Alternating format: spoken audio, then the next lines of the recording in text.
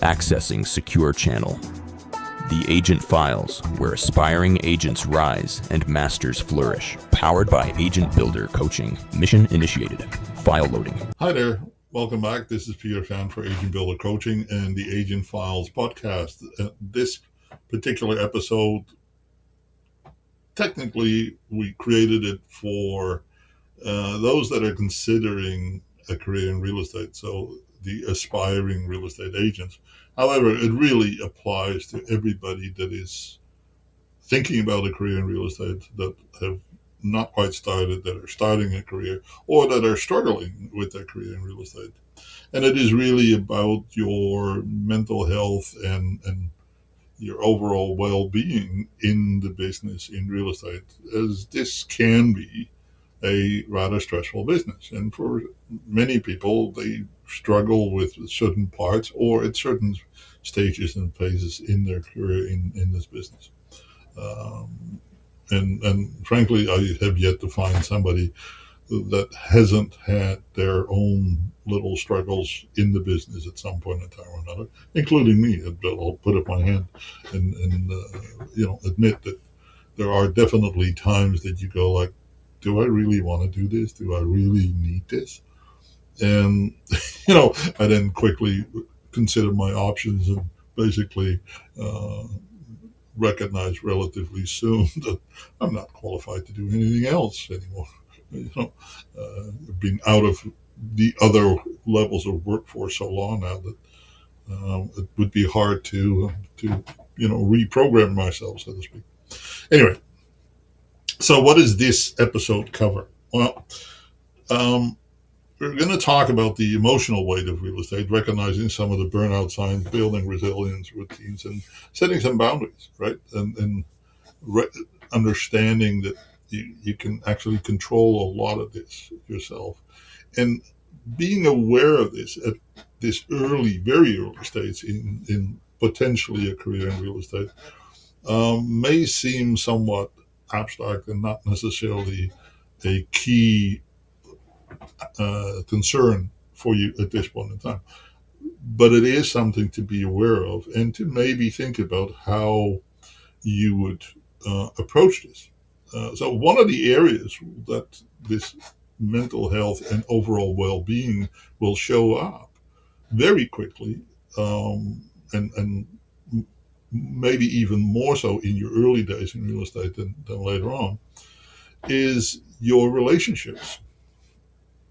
Right? You may be all gung-ho and all excited and all, hey, guns a-blazing, but what about the people that are closest to you? Your family, your children, your spouse, your partners, anybody and everybody that you have a connection with, if you're in a sport or in other community organizations. Your business will impact you, but it will also impact them on a emotional level, but very much also on a real, day-to-day time availability and commitment level, right? Let me illustrate it with a really simple situation. Right? Let's presuppose that you have a couple of kids that are kind of elementary to middle school age, and one of them happens to be in a soccer tournament. And as you're getting ready to go to the soccer tournament to watch the game and what have you, you get a text message saying, hey,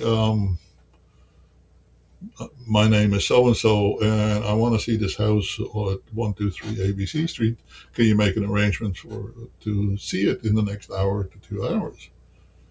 Well, I'm going to challenge you that whether you decide to arrange that showing and go for it or not, it has an impact.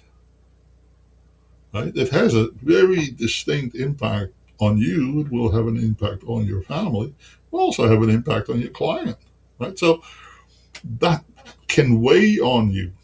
Right? It can weigh on them as well. So these are very important considerations to actually be candid and frank about in your preparation to decide on a career in real estate. Now, the flip side is also true, right? Where of course, as a salesperson in the business of real estate, nobody's clocking you. Nobody's telling you, hey, you've got to be here or there at any given point in time. You set that calendar, you set that agenda. So with that in mind, you're not confined to a particular schedule or a particular place. That's the benefit of it, right? But there are definitely times and periods where you go like, hang on one second, this is a bit much. Right? Some people take liberties and will phone you at 10 o'clock at night, or do weird things, just because they think that your time doesn't necessarily have the same value that their time has or their needs have. So, and being able to be in enough control of your own well-being to be comfortable and confident to say, "Hey, time out. This is not working for me." Right? So let's walk and talk through it. So why real estate is emotionally heavy? Well, it's somewhat self-explanatory, of course, because not everybody wants to buy or sell real estate. So every time that you bring up the point, the possibility of a no is pretty high. In fact, it's as high as 90%. So we typically then say, well, then don't ask questions to which you already know the answer. If the assumed answer is no, why are you asking questions that generate no answers? Right? Now I'm going to show my age a little bit and my legacy in the book business. Um, you know, there was in the good old bad old days of encyclopedias. Does anybody have one? I don't think anybody has encyclopedias anymore. But there used to be a time that the Encyclopedia Britannica was the world's biggest, best, most admired encyclopedia. And they had a sales force that was literally going door to door. And this was in England, and I wasn't personally aware of it, but I certainly heard about it and heard their training stories a lot. And their training was based on never getting a no for an answer. Okay? Just imagine that every question always was catered, was trained, was practiced, was rehearsed, was structured to get either a yes or some sort of positive response. Right? Things like, I'm sure you're concerned about the education of your children. Well, is there a parent in the world that's going to say no, I don't care about the quality of the education of my children, right? So, and it went on from there. And so the whole series of questions was set up in such a way that the only answer that was possible was either positive, confirming, affirmative, or a yes, simply yes. Right? Well, that's just that's a little bit of a salesy pitch that you can help yourself not running into rejection. One of my favorite lines that I still use today is, hey, if I can show you without a shadow of a doubt that I can make you financially independent in the next 5 years, would that be worth a cup of coffee? And I've yet to find many um, people that are somewhat interested in real estate and investing in real estate say no to that. Right? They may say no to the coffee, but they're certainly interested in the financial independence. And so that was for me always a really good way to gauge whether or not there was enough interest to pursue a relationship. I didn't want to pester people either, of course. Right? Now, but high rejection is a very common experience. So how do you deal with no? Right? How do you deal with it? And that's not always easy, particularly when it's personal. But a real example of a no is, a colleague, a friend, a family member listing their home with somebody else. That's a no. That's smack in your face no. And it's brutal. It's harsh because you may have had the relationship with those people that was on a level that you were actually talking turkey. Or you may feel, hey, I didn't do enough. I should have, could have, ought to have been in touch with them more frequently. Right? So that no then becomes very internalized, and it can be draining, can be emotionally stressful and straining. We're going to talk a little bit more about that and how to deal with it. Right? Client stress can be the agent stress, i.e., we have to buy at a certain time. It's got to happen. This got to, well, to what degree do you own that? To what degree do you take that on? And it's not always easy to not take that on. Okay. And in some cases, the client does a really good job in making you own it.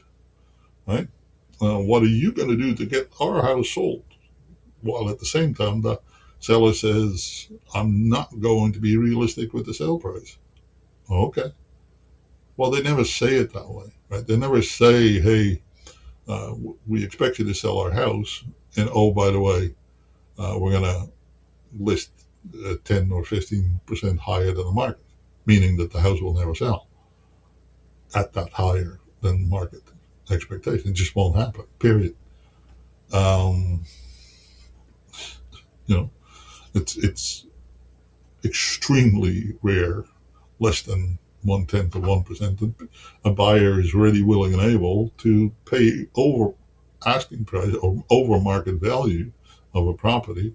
And oh, by the way, there is a bank typically involved that also needs to approve that sale. So the probability that somebody just can make up a number and say, well, that's what I want, and I expect you to get that done. That's just setting expectations that not going to work. That's part of the stresses that we sometimes take on. And then there's this feast and famine situation, right? There's inevitably, when you get busy, busy create busy, right? So the busier you are, the more business you create, and that can literally wear you down. I still, to a lot of brand new agents and aspiring agents, say, hey, you can work any 16 hours a day. You'll never get done. And it's true. You can literally work 16, 18-hour days and still not feel that you're done. There's no finish line with any work in this business. There's always another step, another piece to be done.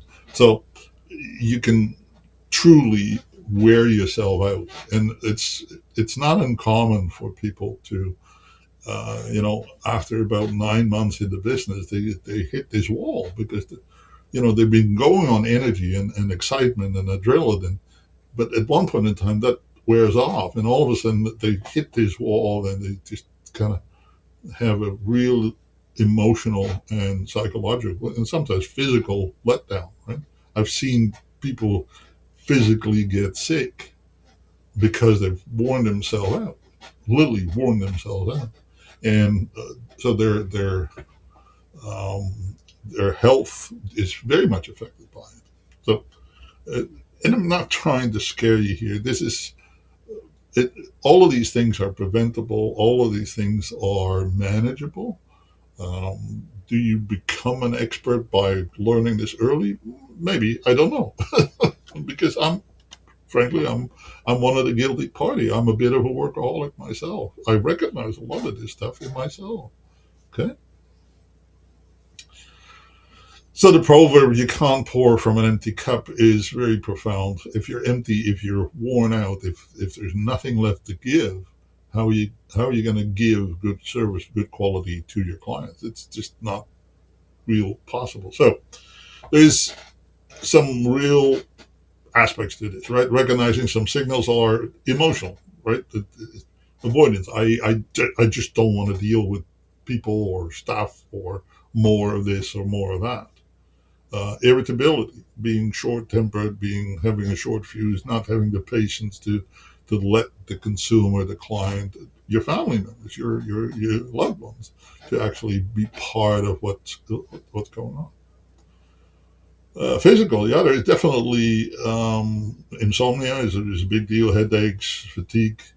But I've seen people that where their immune system is just worn so thin that they become very susceptible to little things like flu and colds and whatever it happens to be going about. And so that's definitely another aspect of the physical burnout signs. And then professionally, of course, you know, missing things, missing important appointments, not doing follow-ups, just literally not being able to cope with all of the stuff that flies at them from every direction, and not being able to therefore sustain themselves. So that also has an issue with overall sustainability. You get this yo-yo effect, right? People have highs and lows that are quite extreme, um, and that too then adds to the stress. So it actually becomes somewhat of its cause and effect of stress. Hey, you work your butt off, you get results, but while you're so busy, you wear yourself out so you can't work. Now, all of a sudden, you run out of money. Now you got to run harder to earn some more money, and so on and so forth. It just becomes a cycle, and it's scary, but it's very common. It's actually quite common. And yes, procrastination is definitely a sign of burnout, right? I just don't want to deal with this any further. Okay. So, what are your tools? Well, look in the mirror and be kind. Be kind to the person that you are, that you represent. Be kind in all aspects, right? The people around you. Be aware that hey, there are days and there's weeks, there's sometimes months that you're not your best, right? And it's unavoidable. But there are some real simple tools that you can do. Go for a walk. You'd be surprised how often I actually say, when was the last time that you went for a simple walk? Sat in the park with I don't know, a cup of coffee, a cup of tea, and a journal, and just write stuff down and meditate a bit. Not meditate from a super high spiritual level, but just kind of write stuff out as you feel them, as you experience them, and you'd be surprised how much better you feel. And then talk about it with people that are important to you. Your loved ones, your family, your spouse, sometimes your children, sometimes a peer, a mentor, a coach. In fact, one of the things that I personally spend a fair amount of time with other agents is walking through the burnout factors that happen in people's careers, right? And seeing how we can kind of walk and talk through that so that they can feel better about themselves and where they are and how to deal with all the stresses that come out of them. And setting kind of rituals, setting the rhythm, setting schedules really helps with that, right? If you just know that hey, it's Monday morning at 9 o'clock, I'm going to do this, right? And you actually build this kind of perfect schedule for yourself that you write down that you follow consistently. Then all of a sudden things are starting to fall into place, and everything becomes now part of your appointment, including and certainly not as the least important. In fact, I would suggest you put it in first, is your personal time. And personal time, I mean personal, not always time with your family either, right? So you need to have a little bit of time for yourself. It doesn't have to be days on end, no, but an hour here, 5 minutes there, a cup of coffee over there, and then your family time with the people that are nearest and dearest to you, of course, and so on and so forth. And once you schedule those things, you'll find how remarkable of an impact that has, because now you don't feel guilty. You've booked it. It's an appointment, and you keep appointments, right? So you don't put it in your schedule to then say, "Oh, here's a phone call by somebody. I let my appointment be interrupted by this phone call," right? Don't do that stuff. That's where boundaries come in. And so if you set boundaries, it helps your overall feeling about stuff, right? If you have an appointment with your family, and your family is expecting you to be there, not just in person, but be there, not physically, but also emotionally, psychologically. So if you're sitting on the sideline of a soccer tournament and your kid looks over, you're paying attention to your kid, not to your phone, right? Not to, your mobile device. Yeah, you can talk to your neighbor, you can talk to everybody, but you're in the moment, you're there, you're present, right? And then dinner time with the family becomes dinner time with the family, not dinner times in front of a TV with social media paying, getting most of the attention, right? These are important times. So boundaries, allowing clients to interrupt your evenings, or I don't take phone calls in the evening. Period. I don't. Haven't for years. They go to my voicemail, and Now, I actually work with a good number of virtual assistants. They know that if they reach me after my hours, they're not going to get a response. It's just not going to happen. Why? Because I have boundaries. Now, I'm maybe somewhat brutal about it, but the point is that I've been doing this for nearly 40 years, and I'm okay with sometimes missing an opportunity if somebody is trying to run my line. That's okay. If it's a real emergency, of course, they'll attend to real emergency. But if it is, I want to do this or want to do that, then we might do this or we might, well, then tomorrow morning at 9 o'clock is just fine, okay? We'll deal with it in business hours. So it's a mind shift, right? You're setting your mind to running your business your way. And by the way, this is frankly has nothing to do with real estate. We tend to think that something on the outside can always control what's happening to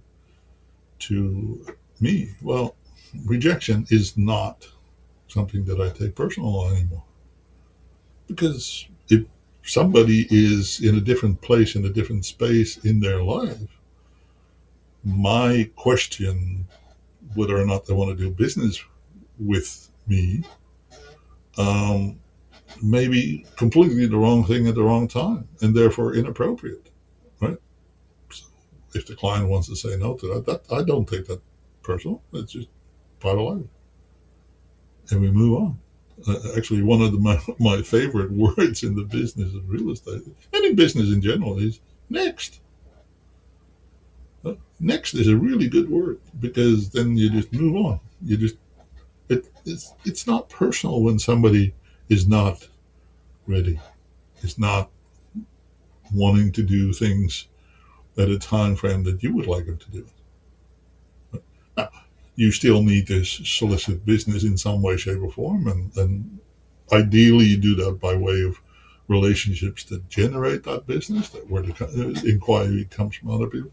But certainly in the beginning, that's not something that you can rely upon, because people don't know you from Adam. They don't know that you are a real estate professional.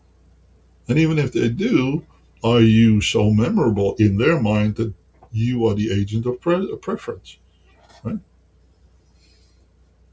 So one thing to kind of turn negative into positive is celebrate incomes, right? If somebody calls you, really appreciate that. You don't necessarily have to appreciate the outcome, but the fact that somebody calls you, that somebody reaches out, somebody talks to you, somebody connects with you, celebrate that. If somebody refers you to somebody, whether the referral went through or not is somewhat immaterial. It's you're appreciative of the person making the referral, because in their mind you were so important to them, they thought it was relevant and important for them to get you in touch with that other person. Celebrate that, appreciate that, right? Be grateful for that. This business is a strange business. This is not a race, and if it is a race, it's a marathon. It's certainly not a sprint, right? There's consistency, continuity. Um, Building momentum actually increases your ROI. So building through consistency, staying in touch with people, not just getting in touch, but staying in touch with people for the long run. And the long run is for however long your career is and then some, right? That will make a huge difference in your longevity and your ability to sustain yourself for a long, long time. And because it's now relationship based, not transactional based, people have a tendency to open up more. They'll talk to you more. They'll engage with you more. They'll let you into their life a lot more. And rejection will become, you know, I'm not going to say a thing of the past. There's always going to be some rejection, but it'll become less and less and less because it's truly built on trust and relationship and loyalty. Okay? It's a really big deal, as a matter of fact. So that will change your perspective. Now, one of the other things that I personally have always done is little rewards. Something good happens, reward yourself. Right? So I had a little schedule. If I got a referral, well, hey, that meant that I must have done something right. I get a coffee break, right, or a tea break, depending on the time of the day. If I got a listing, I would go for breakfast. It hasn't sold yet, so it can't celebrate all out. But when the deal closes, you, aside from the commission, you find a way to celebrate it, to have a little fun with it. So it's important to not get yourself, in places where people can, you know, demoralize you and make you feel bad about what you're doing, because this is an exciting business. You make huge differences in the lives of people. Just imagine if somebody goes through, I don't know, an estate sale or a foreclosure, or they have not been able to afford a house, and you find a solution to these things, right? You find options and opportunities for people, and you help them through that. That's huge in the lives of other people, right? So we're not selling real estate. We're solving lifestyle and lifelong issues and challenges for people. And that's very, very rewarding. Now, does that always work out? Does somebody always need to be solved and fixed? No, of course not. And you can take that as a negative, but that's just, an opportunity that hasn't happened yet. And that's okay. That's perfectly fine. Hope that makes sense. So here's a little exercise you can do. Okay. And because whether you're in real estate or not, this will happen. And rejection happens. Um, Situations will happen. But find a win every day. Find one, right? What happened that was great today? Yeah. Find a situation that wasn't so great, but what did you learn? Because one of the things that I can almost guarantee you, that you'll learn more about the negative parts than you'll learn from the positive parts. Because you'll look up at one point in time and reflect on something negative that happened. So what's the lesson? What did you learn? Was there anything that they did, or was there anything that you did that you could improve upon to make that negative outcome become less likely to happen? And then show gratitude for something. Somebody did something nice to you, or served you a nice cup of coffee, or did something cool, and show gratitude. Be grateful. And because you make them feel good, they'll make you feel good. It's just unavoidable. Okay.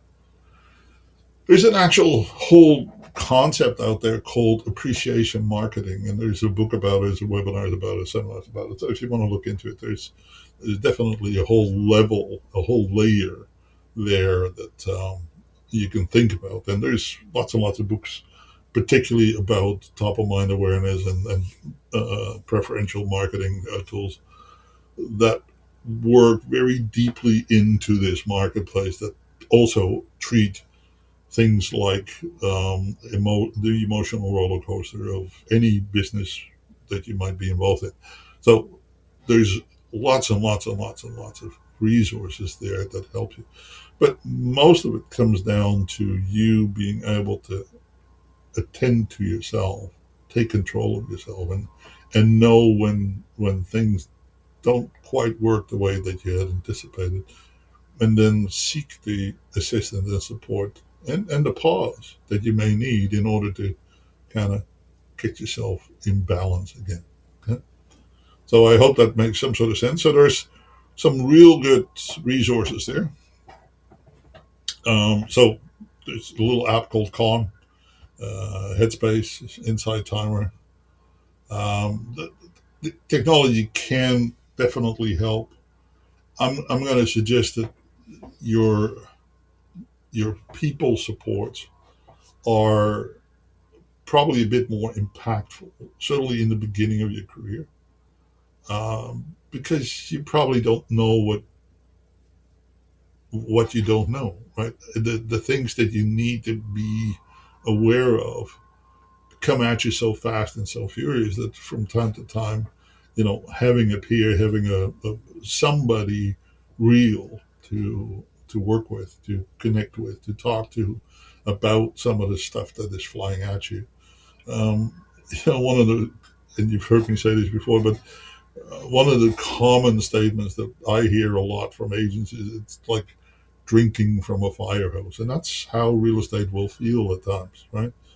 Because all of a sudden you're diving in, and any action will create 1 to 10 other reactions and responses, and they're not always all good, right? So it's being able to kind of hit that pause button and say, okay, I need some time to process this, and this is where your managing broker, your peers, your support systems, your coach, your trainers all become very, very important, as well as, of course, your family, right? So one of the exercises that I'm going to give you is that if you're truly serious about getting into this business, is that you set time aside and have a real set of conversations with your loved ones, with the people that are most important to you in your life, and walk and talk through what you now know about the business and the impact of the career in real estate might have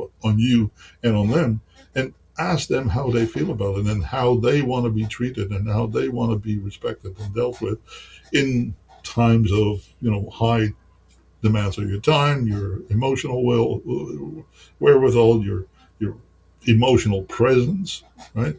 All of those things are important so that you understand at a very high level before you even get in what you can do to help yourself and help your relationships. Because all you don't need more stress in your life, and certainly you don't want more stress in your relationship life. That's real estate is not particularly good for that. So, you know, build that in right from the word go and find options and solutions for that is a real important piece. Okay. So your peers, your pod or your accountability partner, your coach, your mentor, all of those are important people in your life that can help you. Yeah, family is a big deal in that, right? So protecting your mindset is sustaining your business. It's very, very true, because the moment that your mindset becomes negative towards the people and the business, I don't know how you can sustain that until and unless you're able to hit the pause button and kind of get back to, okay, this is, I'm being good to me. I'm making me the priority here, together with all the other aspects. But if it's kind of like the flight attendant in an airplane, when they talk about the seatbelt rules and the life vest rules and the oxygen mask. Well, one of the things that they say is, when the oxygen mask drops down, put yours on first and then help others. Well, this is what you need to do. You got to look after you, because if you're not looking after yourself, where are you going to be? Where are you going to live? Right. So you have to pay attention to yourself in order to be able to help others. And if you're not able to kind of make sure of that, then seek the help and support and assistance that you need. And there's lots of tools and resources for that. Okay, and we're here to help, but we don't know what we don't know. Well, keep that in mind. If nobody's a mind reader, so if you feel you're kind of in trouble, but you don't let anybody in, there's no way they can help you. There's no magic bullet that or some light bulb that goes up and says, "Oh, there's a person that has some emotional challenges." It doesn't happen. So you need to be able to be brave enough and courageous enough to step up and stand up and say, "Okay, I need something. I need some help. I don't know where to go from here." Okay? And the help is there. Okay? And then, set some boundaries.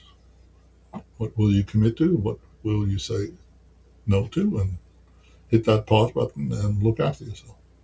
So I hope this session was helpful for you. And again, this is geared towards those that are thinking about a career in real estate. But in essence, it's really for everybody that is in this business, because all of these challenges will happen, in the beginning of your career, the middle of your career, the end of your career. Every aspect of it is real, is realistic. But most of it is manageable and can, to a large degree, be minimized, not entirely eliminated, but certainly minimized to a point that becomes quite manageable, quite doable. And, then you hit the pause button whenever, and you take your breaks and you take your holidays and you go for your walks and you exercise and you do whatever is right for you to find that balance. Okay? Hope this was helpful, and wishing you a fantastic week. Talk to you soon. File saved. The Agent Files. For more missions, agents' tools, and tactical strategies, subscribe and follow the Agent Files, powered by Agent Builder Coaching. Until next time, stay sharp. Your next mission awaits.